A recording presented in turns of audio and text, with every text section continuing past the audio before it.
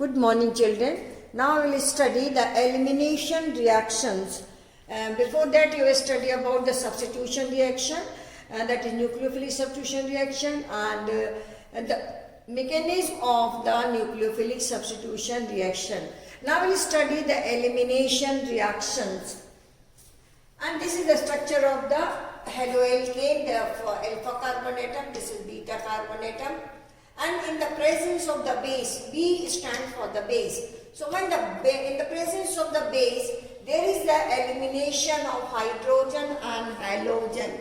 So when a haloalkane with beta hydrogen atom is heated with alcoholic solution of potassium hydroxide, we dissolve potassium hydroxide in alcohol, there is elimination of hydrogen atom from beta carbon atom and a halogen atom from the alpha carbon atom, and a halogen, there is the mistake, and a halogen atom from the alpha carbon atom.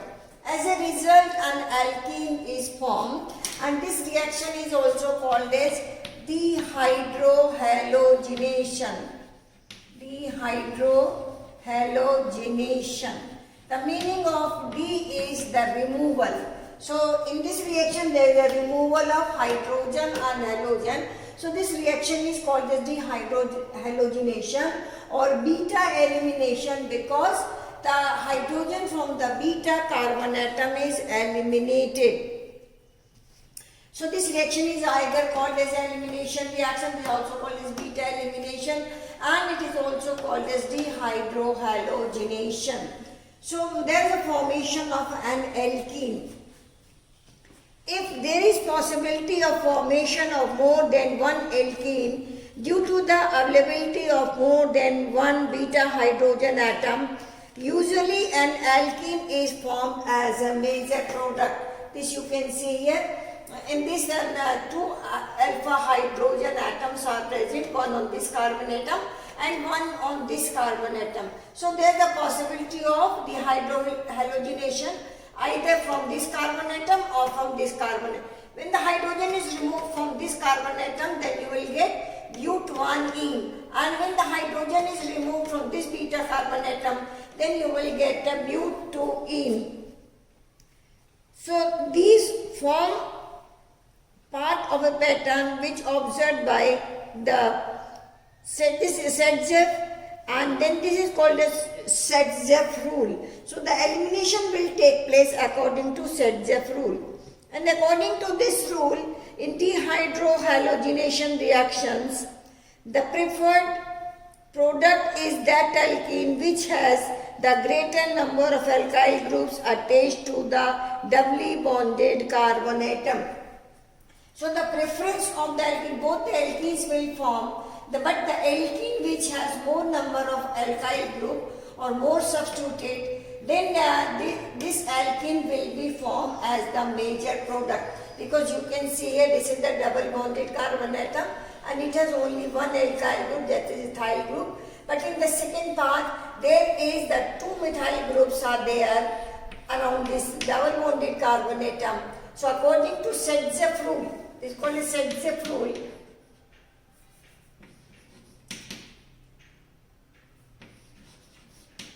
According to Setzeff rules, the alkene which has more number of alkyl group attached to the double bonded carbon atom will be preferred. So here we will get near about 81% of the but2ene, and the remaining will be, that is 19% of the but1ene. So this is the case for the beta elimination.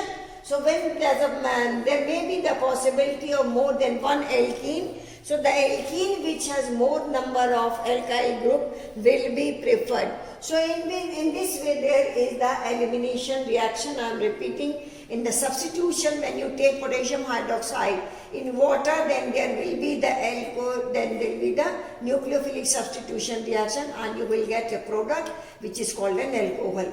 But when we take potassium hydroxide in alcohol, because in the alcohol, we can take the example of C2H5OH, and then when it will be ionized, then it is having the base C2H5O minus. that is the base, which is a bulky base is here, and that's why there is the elimination reaction.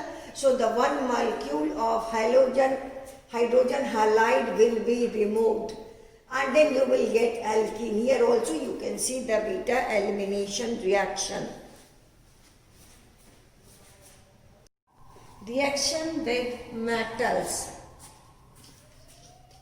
Most organic chlorides, bromides and iodides react with certain metals to give compounds containing carbon-metal bonds. Such compounds are known as organometallic compound.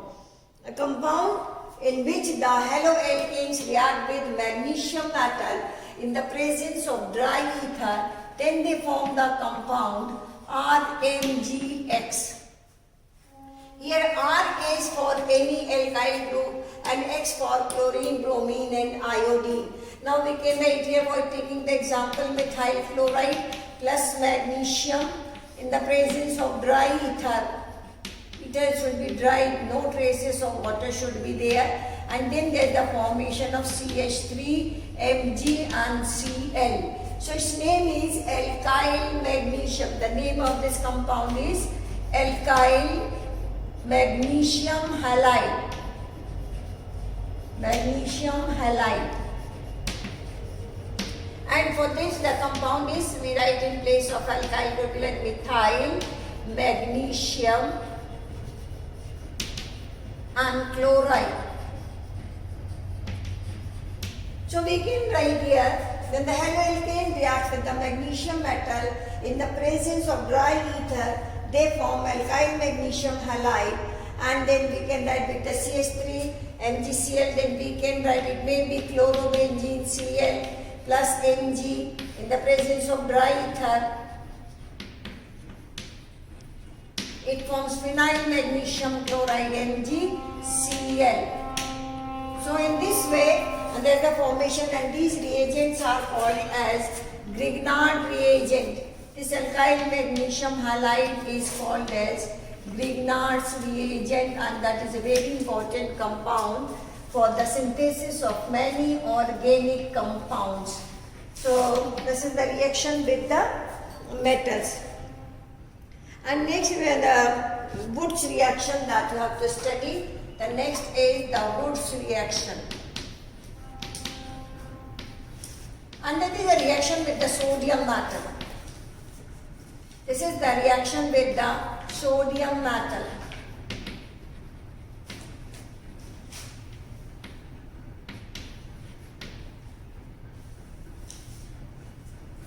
Now in the Wurtz reaction, two molecules of haloalkane, when they react with the sodium metal, so I am writing here the two molecules of haloalkane, and in the presence of dry ether again. This reaction will take place in the presence of dry ether.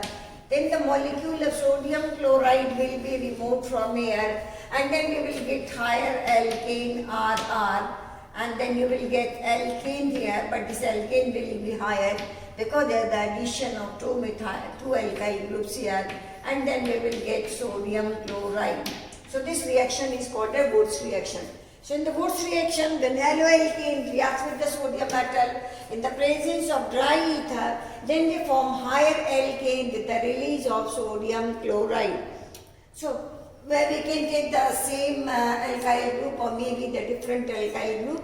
So when we take same alkyl group, you will get one alkane. I am writing here the example of this methyl chloride when react with the sodium metal, and then in the presence of dry ether, it is converted into CH3, that is ethane plus 2 NaCl. That is an example of Wurtz reaction.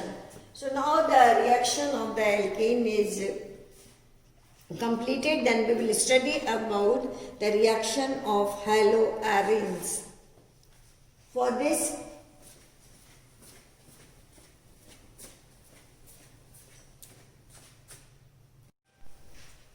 now the nucleophilic substitution reaction. Aryl halides are extremely less reactive towards nucleophilic substitution reactions due to the following reason. You have seen the haloalkanes are very reactive species, but the haloarenes are very less reactive species. And the first we can explain in terms of the resonance effect. This is for the resonance effect. We can draw the resonating structure of haloarenes. So we can add it. This is the example of chlorobenzene. In the chlorobenzene, the lone pair from the chlorine atom undergo the conjugation with the benzene ring, and that's why there is the polarization of the ring, and the ring will be at the negative charge and the chlorine atom will be at the positive charge, and when this negative charge is rotated in the benzene ring, these are called as resonating structure. So this is third structure, and then the charge will go on this carbon atom when this is the negative charge, and then ultimately there is a rearrangement of the bond inside the ring. So this is called as the resonance. In haloarene, the electron pairs on hydrogen atom are in conjugation with pi electrons of the ring, and the following resonating structures are possible. You can see here the CCl bond acquires a partial double bond character, that is due to the donation of this lone pair of electron to the benzene ring. So there is some partial double bond character. As a result, the bond cleavage in haloarenes is difficult than haloalkane, and therefore they are less reactive toward the nucleophilic substitution. Due to that this double bond character, there is a decrease in the bond length of CX bond, and that's why the more energy is required to break this bond. And due to increase in the bond dissociation energy, so it is difficult to remove the halogen atom from the haloarenes. So haloarenes do not give nucleophilic substitution reaction in the easy way like the haloalkane. So the first is the resonance effect, in which we can explain the resonating structure of haloarene. The second is the difference in the hybridization. You can see here the example. This is for the haloarene, this is for the haloalkane. In case of haloarenes, the carbon atom to which halogen is attached, this carbon atom is sp2 hybridized carbon atom that you have studied in the classification of CH bond also. So this carbon atom is sp2 hybridized, whereas in haloalkane, the carbon atom to which halogen is attached is sp3 hybridized carbon atom. The sp2 hybridized carbon atom with a greater S character is more electronegative and can hold the electron pair of CX bond more tightly than sp3 hybridized carbon in haloalkane with the less S character. Thus CCl bond or CH bond length in haloalkane is 177 picometer, while in haloarene is 169 picometer. Since it is difficult to break a shorter bond than a longer bond, therefore haloarenes are less reactive and haloalkanes toward nucleophilic substitution reaction. So this is the reason on the basis of the bond cleavage and then you can also explain this in terms of inductive effect. This phenyl group has -I inductive effect, whereas the alkyl group has +I inductive effect, and that's why there is decrease in the reactivity of the haloarenes. The next point is instability of phenyl cation. In case of haloarenes, the phenyl cation formed as a result of self-ionization will not be stabilized by resonance, and therefore SN1 mechanism is ruled out. Now the fourth point, because of the possible repulsions, it is less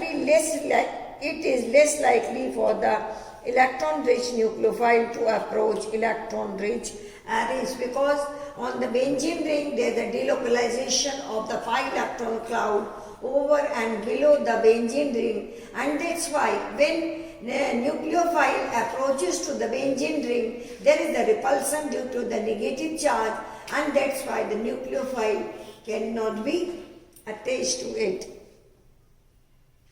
So because of the possible repulsion, it is difficult to approach the nucleophile on the benzene ring. And now we see some reaction related to this nucleophilic substitution reaction. This is the first reaction, that is the replacement by the hydroxy group. Chlorobenzene can be converted into phenol by heating in aqueous sodium hydroxide solution at 623 Kelvin and 300 atmosphere pressure.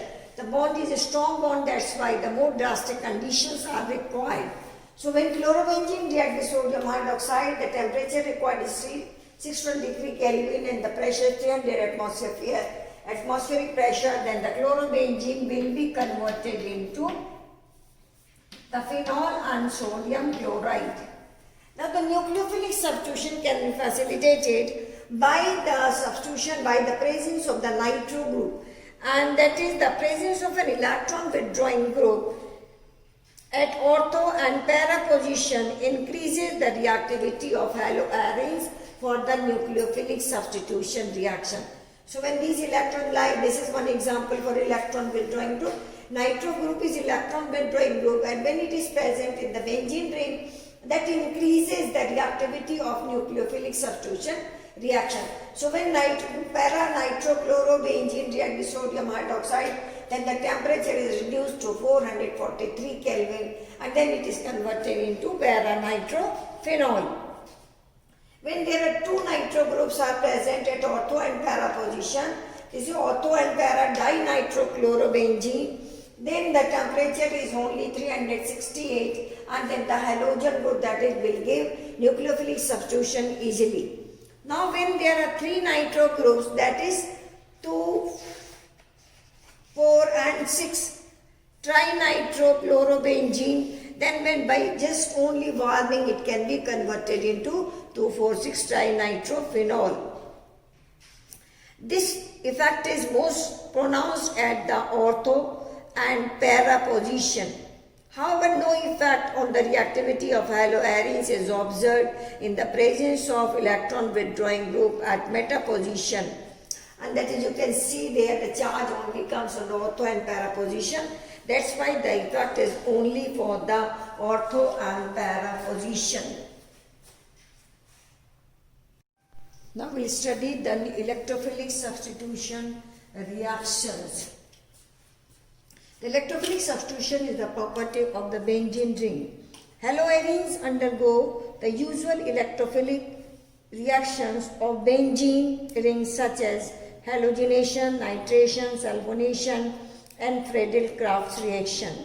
Halogen atom, besides being slightly deactivating, is ortho and para directing.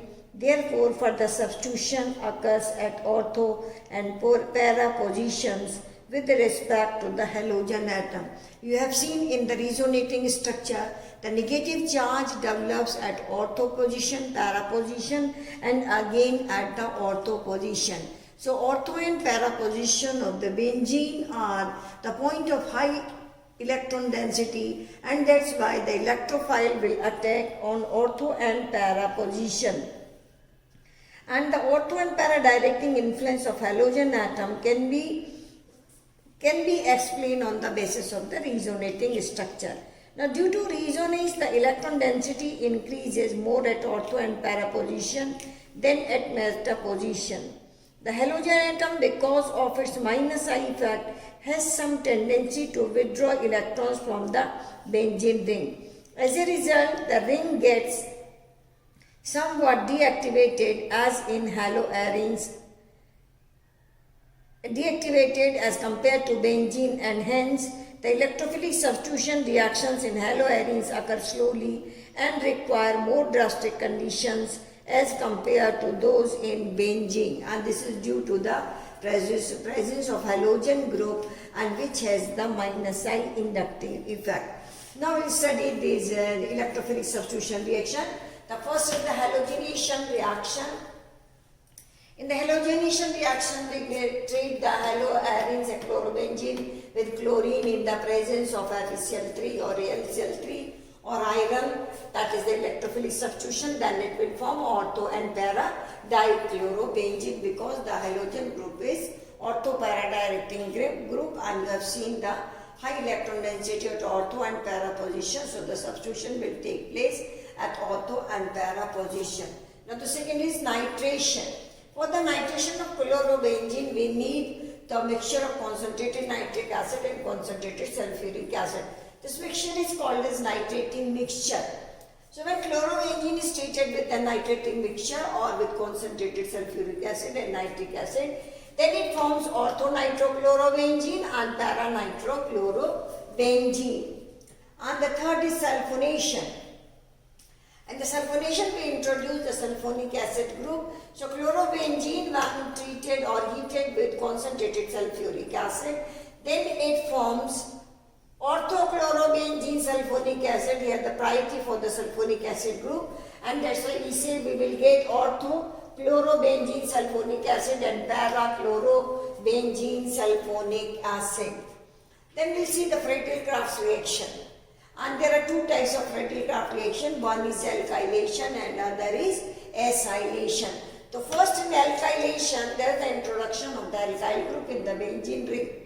So when chlorobenzene is treated with methyl chloride in the presence of AlCl3, then it forms orthochlorotoluene and parachlorotoluene.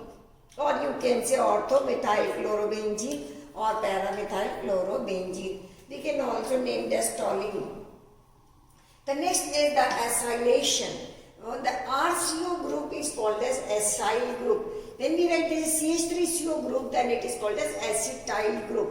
So in the acylation, we introduce the acyl group, that is the RCO group in the benzene ring. So when chlorobenzene reacts with the RCOCl, that is acyl chloride, that is acid chloride group is there in the presence of AlCl3, then it forms orthochloroacetophenone and parachloroacetophenone. The name of this compound is acetophenone, so that it will be named as orthochloroacetophenone and parachloroacetophenone. So these are four electrophilic substitution reaction: halogenation, nitration, sulfonation and Friedel-Crafts reaction. In Friedel-Crafts reaction, there are two reactions, one is alkylation and other is acylation. And in the reaction of haloarene with the metal, with the magnesium metal, we have already studied the formation of the Grignard reagent. Now the reaction with the sodium metal. When chlorobenzene reacts with the methyl chloride, we make the 2-haloalkane in the presence of sodium metal, and in the dry ether, then it forms the alkyl benzene. And so then this reaction is called a Wurtz-Wittig reaction. When the reaction is only with the haloalkane, then it is called a Wurtz reaction. When we use one haloarene, then it is called as Wurtz-Wittig reaction. And when we are using the two haloarenes, then this reaction is called as Wittig reaction. So when the two molecules of chlorobenzene are treated with sodium metal in the presence of dry ether, then it forms diphenyl and sodium chloride. Now this chapter is completed. We will start the next chapter.